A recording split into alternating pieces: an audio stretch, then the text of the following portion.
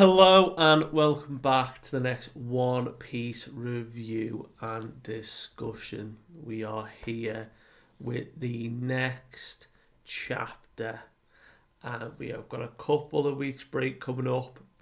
Anime's on a hiatus, so we've kind of slowed down a bit now with One Piece, but Oda has certainly left us in a very nice spot because we get the time now to theorize, to craft, to try and figure out what is going to happen in the arc of Elbaph. Because we are officially seeing Elbaph right here for the first time, and it is magnificent. So I cannot wait to jump straight into this chapter. Without further ado, chapter 1130, The Accursed Prince. Pretty cool. Continuing with Yamato's cover story, their pilgrimage. They are asleep after the training with Tama and Shinobu, and someone has stolen the katana they were carrying. So the request that Kinemon gave them to ferry Yasui's katana to his grave, that katana has been stolen by someone. We just see an arm stealing it, we don't know who yet. So some mystery still down in Wano. However, Wano's in the past. We're here for Elbaph. Last we left off, they were stuck in this kingdom of blocks, and the young group of Straw Hats banded together to escape out the other side of this giant detention centre. The sun god, who was dressed in this deer skull and robes, turned out to be none other than Road, the navigator of the new giant warrior pirates. And he had this sick, twisted ideal and mind frame about making humans or these individuals like living dolls, creating this world for them and being God in this world. Really macabre and just weird. And the Straw Hats came in and within about 30 minutes had already destroyed the place. They have made it to the other side, and just before Nami had sent divine punishment down in the form of a thunderbolt to strike Road down, they broke through the wall outside. And that is where the chapter had ended. But we do not pick up there. No, we start back on the Elbaphian ship, back with the elder Straw Hat members who Franky declares, "Listen up, Elbaph warriors, we are calling off the search. There is not a single sign of where our crew and ship are, but we know that they will be fine." So they make the decision, Franky, Rob and Jinbei Brook, along with Dory, Broggy and the other pirates here, that the best course of action is to go to Elbaph and wait for them there. You can bet their ass they're alive. They will see things through. Let us wait for them on Elbaph because they will make their way there. And we get a cool fact from Jinbei going, yeah, my shark network is just turning up nothing. Man can communicate with just animals in the water and just find out information. That's pretty cool. So there is whatever effort they've all put in, they can't survive on the ship much longer, as Brooke makes the joke, we'll run out of food and we'll starve to death, yo ho ho ho ho. But instead, the warriors agree, best course of action is to head home. It is their homecoming to toast to. Let us wait for them there where we are home. So already a nice start. We know what they're doing. However, we jump to the homeland. We jump to Elbaph. And the first thing we find out is Luffy declaring that this place is huge. It is massive. And they point up to a tree and say, check out that tree in particular. It has to be thousands of years old, right? And what we see is a wide shot of the castle that they've just broken out of. A bigger castle within the castle in Legoland they were in. Giant castle, full with like mountains and a forest area beneath it. And a giant rope bridge that looks to just ascend into clouds, into the heavens somewhere. And a massive black shape in the background just looming. Obviously the tree in reference, and this giant tree that we're going to see later is just looming in the middle area of this whole land. So what we find out is immediately the weather here, very, Viking weather. It is freezing. It is cold. They are up on mountains. It is just blowing blizzards. And immediately Nami's like, this place is that big that I'm getting dizzy from the sight of it all. Like, there's so much happening, the expanse of it all. Like, this is crazy. And they look along the rope bridge and they spot two figures heading towards them. Two giants are on their way to where the Straw Hats are. And we jump to these giants, who are none other than Gerd and Goldberg of the new giant pirates. And they are in discussion. And they said, Gerd's like, I can't believe Hyruden even let that crackpot be on our crew in the first place. Like, what was his idea behind it? And Goldberg is just genuinely like, look, as crazy as Road might be, he is a very skilled navigator and we needed that expertise. And Gerd's like, well, it doesn't matter. Like, she just gets the creeps around him, can't stand him. And she says, look, Loki is the shame of Elbaph, but he deserves that title more. So already we're getting a little bit of a tease for Loki being referenced as the shame of Elbaph. And this isn't the first time this chapter that this happens. We get it multiple times throughout. People refer to Loki as a shame on Elbaph. So we can discuss that later. But for now, they say, look, let's go and see what Rhodes up to, because Piper, the owl that Gerd has with her, saw a crow that Rhodes has carrying a ship.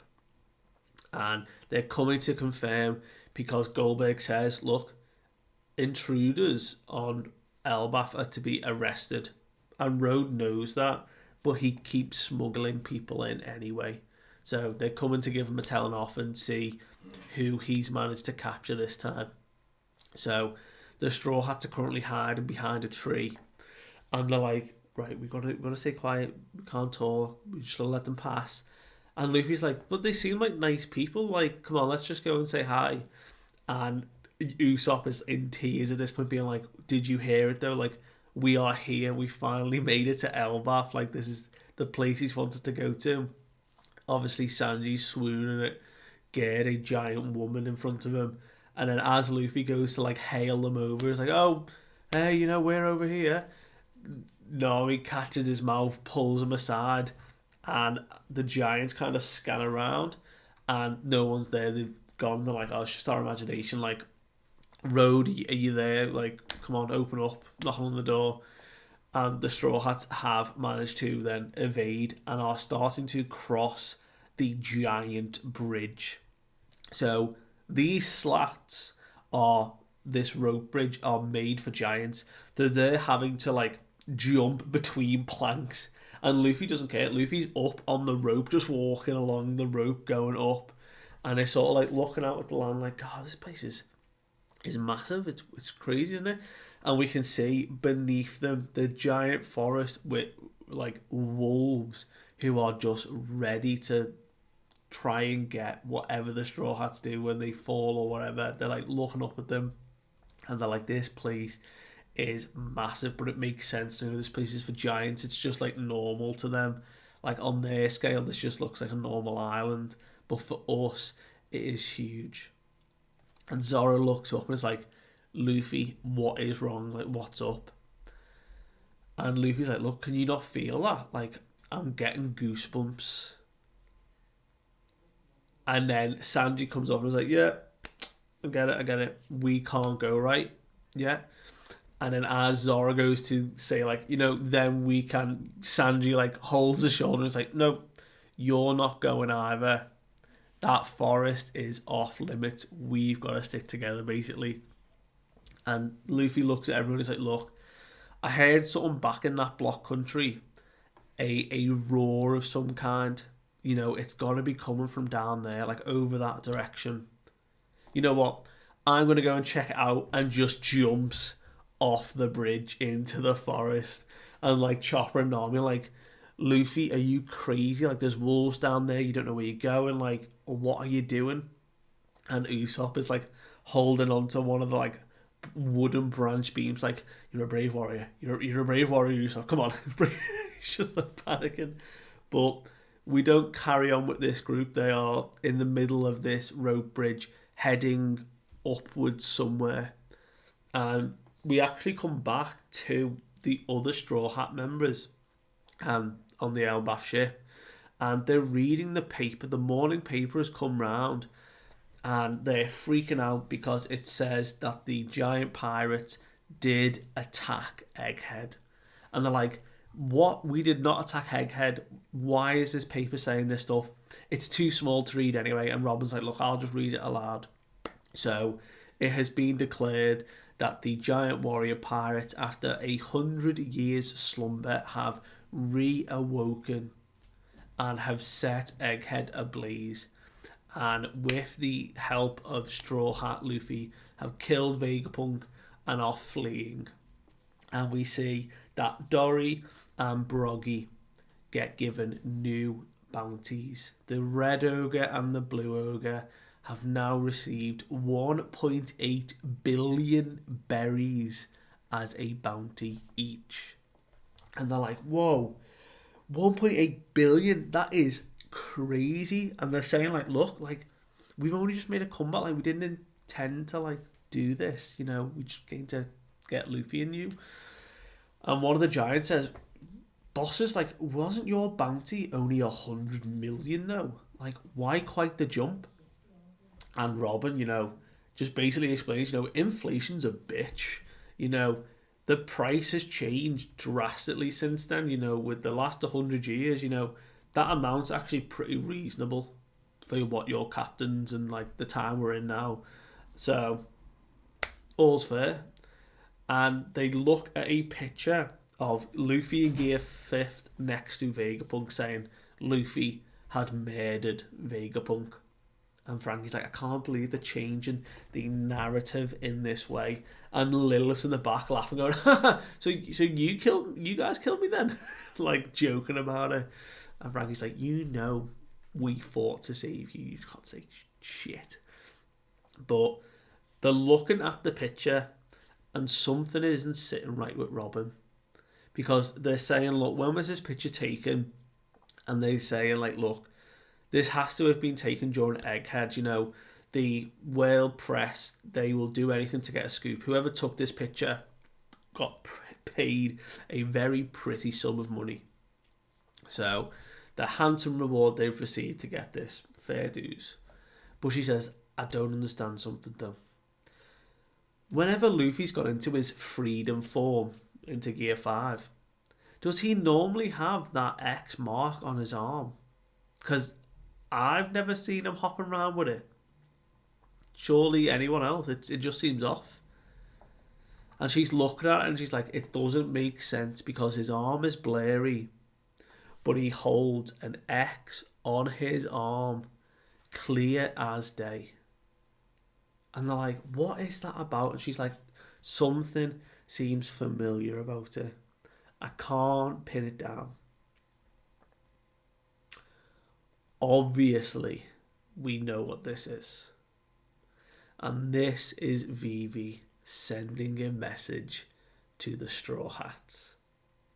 She was hoping any of the others who were at Alabaster were there to see it. And this is why Oda has split the group. Anyone else who is currently on Elbaph would have seen this picture and gone, Vivi. Because this is the X on the arm. So, Vivi's trying to send a message to them, letting them know that she's safe and she's there, and she somehow is probably with the world press if she's able to do this X on the arm. So, we'll wait until Robin reveals this to the others and they make the connection that it's Vivi. But I think that's pretty clever from Vivi's part, and it's a pretty cool connection that we're getting to see it now, but it won't get revealed till later. But the Giants carry on talking, saying, you know, oh, like, it is official, though, that, like, you know, Straw Hat's on a similar level to, like, Red Hair. Is he? Is he really? Just because he's an emperor. But they begin to discuss Hyruden. And it's like, well, yeah, even Hyruden is willing to follow Luffy. He's under your umbrella now, isn't he? That rambunctious kid. You know, he's actually the king's own son. Hello? Hyruden is a son of a king? The king of Elbaph? And they're all like, whoa, okay, that's impressive. And then they're saying, he actually wanted to come and fetch you guys, but we had seniority. And also there's a bit of trouble on Elbaph at the minute. Isn't that funny how things work out? And they're like, what do you mean, like, trouble? And a giant is basically explaining, look, you know, it started back when our captains went missing. Basically, Elbaph has another prince. And when he was born, they called him the Accursed Prince. And he devoted himself to darkness. And a few years ago, he was sentenced to crucifixion. Because whatever this Accursed Prince is doing is pretty shady, and he was sentenced to death. He tried to flee, and it took the combined might of all the warriors of Elbaph to come together to catch him. And Franky's even like, hold up. What do you mean, all the warriors of Elbaph? And then Jinbei's like, hold up. His name wouldn't actually be, and then gets cut off, or he doesn't say the word name. But he's like, yeah, that dude just isn't right in the head. You know, the problem is, you see, there is a legendary devil fruit that is said to have been passed down through the royal family on Elbaph. His desire to eat it was so great that he killed his own father, King Harold. So King Harold is the royal king of Elbaph, no longer, as probably in those past couple of years. Loki has killed him to acquire said legendary devil fruit.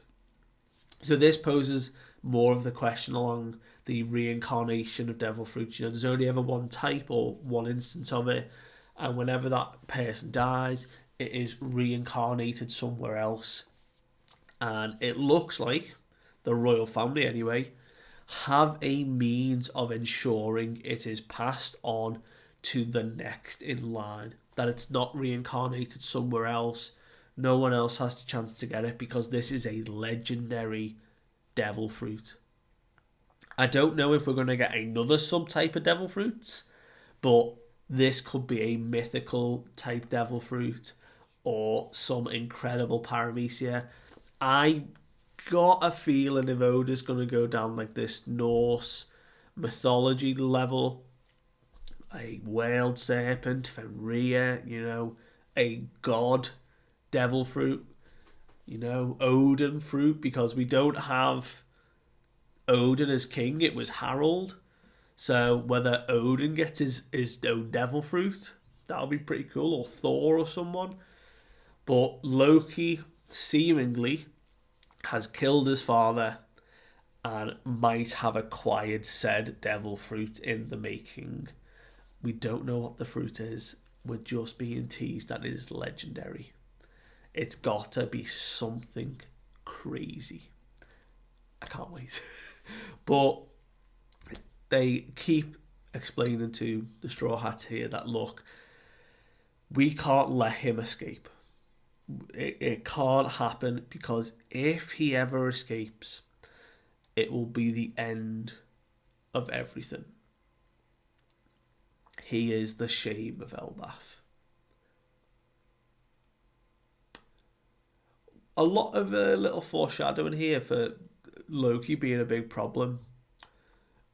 But we come away to an incredible, absolutely incredible double-page spread of none other than Loki and Luffy facing off. We see Luffy stood beside giant chains as this dude is chained up to the tree. And this guy we see emblazoned in the Loki horns, bandaged eyes, but like a long tongue, like snake-like tongue, very like mischievous as Loki. Tattoos, all wrapped up in giant attire. And he says to state your name. And obviously we get the catchphrase of the series, I am Luffy, and I'm the man who is going to be king of the pirates. And he's like, king. I see. And Luffy's like, where are we? Like, what is this place? And like, who are you? And followed then by another double page spread, we zoom right out and we see the entirety of Elbaph, and the island itself is the giant tree. Whether they reference it as Yggdrasil, I don't know, because we've heard Adam Tree before, but basically we only saw the snapshot of mountains and part of a tree when we saw flashbacks. This is a giant tree, and the mountains are just level 1 on the bottom. And what we can see is where we see a bubble saying it's shaking again. We see the castle that the Straw Hats had escaped from. The rope bridge that leads up to, it wasn't clouds, it was the tree itself. It leads up into the first level forest layer of branches, up to what looks to be a giant city with a bigger castle and a giant fucking sword down one side of it. This is the mighty kingdom of Elbaph, the birthplace of war. And Loki declares to Luffy that he is the sun god and he is going to bring about the end of the world, because he is Loki. And that is where the chapter concludes. We have a 2-week break. Why? But why is his eyes bandaged? What is this legendary devil fruit? Why is it that it took the combined might of every warrior on Elbaph to deal with Loki? How strong is this dude? It just is turning so many cogs now of we knew the giants were something crazy. What is Shanks turning up on the island got something to do with helping take down Loki? Does he know about Loki and whatever's going on? Why didn't he do anything? There's so many questions. We're not going to get them all immediately, but certainly we know one thing that's going to happen, and that Luffy is going to free Loki. And when he talks about the end of the world, it's obviously referencing mythology. Loki is one of the heralds or one of the antagonizing forces behind Ragnarok. And I think that's where we're going with the Elbaph arc. I think this whole place is coming down when Loki is freed. And I think it's going to be incredible to watch. And I can't wait. Please let this be like multiple years. Oh, I just want to see some big fights. Like, look at this tree. We've got like 3 layers, it looks like. We've got the mountainous range. We go up into the tree where there looks to be then like massive city. And then we've got the tree carries up. We don't quite know yet where like Hyrule will be, well, probably the big castle. But like Dory Broggy, like they talk about like their village, their clan. Is that a separate place? Like Big Mum, like their backstory. They talked about Yarul and the Earl and like talking to him, the king. Like, is he in a separate place, like down in the mountain range? Like, where was this all taking place? Because this place is massive. How did they not see it in the distance? It's huge. But, nevertheless, what's with the giant sword? There's so many questions. God. Right. Everything's gone crazy. It's beautiful. It's wonderful. I want these 2 weeks to go quick. So, thank you very much for watching. I do appreciate you listening to my ramblings. But let me know what you thought of the chapter. Any of those questions. Where do you think the story's going? What's going to happen? I do appreciate it. I will catch you guys next time. Bye.